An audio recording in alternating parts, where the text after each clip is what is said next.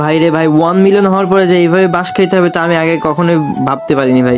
মানে ভাই 1 মিলিয়ন হওয়ার পরে শুধু বাস আর বাস। হঠাৎ ভাই যে হাসিব ভাই আর জাহিদ ভাই এসে আমাদের বাসা থেকে তুলে ভাই রাতের বাজে তখন 9টা, তখন আমাকে বাসাতে তুলে ভাই যেই পুরোনো প্যারা দিচ্ছে ভাই। সেই এর আগে নিয়ে গেছিল ভাই ফ্যান্টাসিতে, এখন আবার চলে আসলো ফুড জোনে ভাই। এখন বলছে যে তাদের খাওয়াতে হয় ফ্যান্টাসিতে ঘুরে ভাই, এখন ফুড জোনে খাওয়াতে হয় ভাই। বুঝতে তো ভাই টাকা পয়সা কীভাবে উড়াইতেছে ভাই।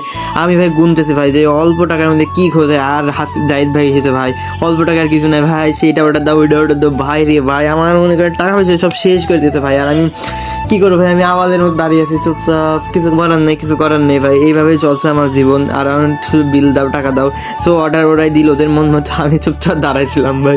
এবার আমার মন টুন খারাপ ভাই, টাকা নেই পকেটে ভাই, কেমনে বিল দেবো ভাই। তো যাই হোক এখন খাওয়া দাওয়ার পর্ব চলছে। আর জাহিদ ভাই ভাই যে কি লেভেলে খাইতে পারে ভাই, বলার বাইরে লেভেলে খায় ভাই, শুধু খাওন আর খাওন ভাই। এক কামড় মাসে মনে হচ্ছে শর্মা অর্ধেক শেষ ভাই। এবং এইভাবে খাইতে চায় হাসিব ভাই, শুধু আমার আর জাহিদ ভাই খাওয়ার ভিডিও করছে, তার ভিডিওটা সে করছে না ভাই। মানে সেই বান্দাটা হেভি চালাক ভাই, সেই লেভেলে চালাক। আমি বললাম দাঁড়ান আপনার ভিডিওটা আমি করতেছি। এরপরে ভাই শুরু হয়ে গেলো জাহিদ ভাইয়ের খাওয়ার গল্প। হচ্ছে সেই গল্পটা, গ্রামের এক চাচা এসছে, আমি স্যান্ডউইচ অর্ডার করলাম আর চাচা হলো শর্মা নিয়েছে, ঠিক আছে।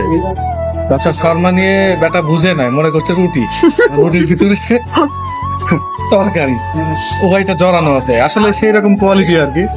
তো উনি নিচেরটা যে ফাঁকা আছে বুঝতে পারে না, তো উনি যে কামড়টা দিয়েছে না, নিচ থেকে সব জামাটাই রোড ভাই।